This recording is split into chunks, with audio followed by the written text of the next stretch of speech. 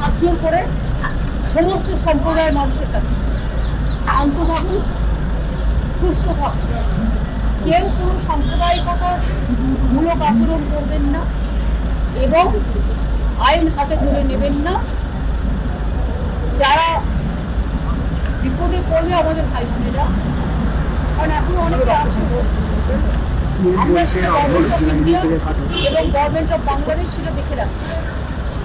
Government of India যেভাবে বলবে আমরা সেভাবে, আর আমি সমস্ত পলিটিক্যাল পার্টি লিডারদের অনুরোধ করছি এবং বিশেষ করে সমস্ত জগতের সবাইকে, দয়া করে এমন কিছু পোস্ট করবেন না যাতে কোনো সাম্প্রদায়িক সম্প্রীতি এখানে নষ্ট হয়। এবং সব দলের নেতারা তাদের বলবো এটা দেশের উপর ছেড়ে দিন, দেশে আমাদের সরকার আছে তাদের উপর ছেড়ে দিন। আপনারা নিজেরা এমন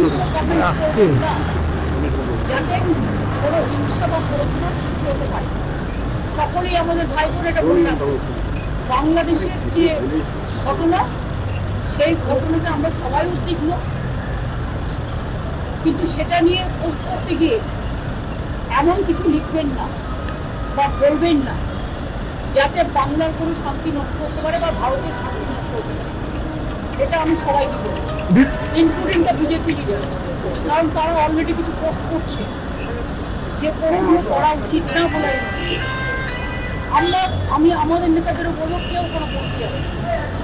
সুতরাং আমি আপনাদেরও বলবো এবং সমাজ জগৎকেও বলবো, শান্তি রক্ষার স্বার্থে আসলে ইন্ডিয়া একটা কান্ট্রি, বাংলাদেশও একটা কান্ট্রি, পাশের যদি রাজ্যে কিছু হয়, আমার প্রতিবেশী কিছু হয়, তার একটা প্রভাব পাশের রাজ্যে পড়ে। সেক্ষেত্রে শান্ত থেকে আমাদের পরিস্থিতিটা দেখে রাখতে হবে, সব সন্তানরা যেন ভালো থাকে। বাংলার আওয়াজ, বাঙালির আবেগ, জি 24 ঘন্টা।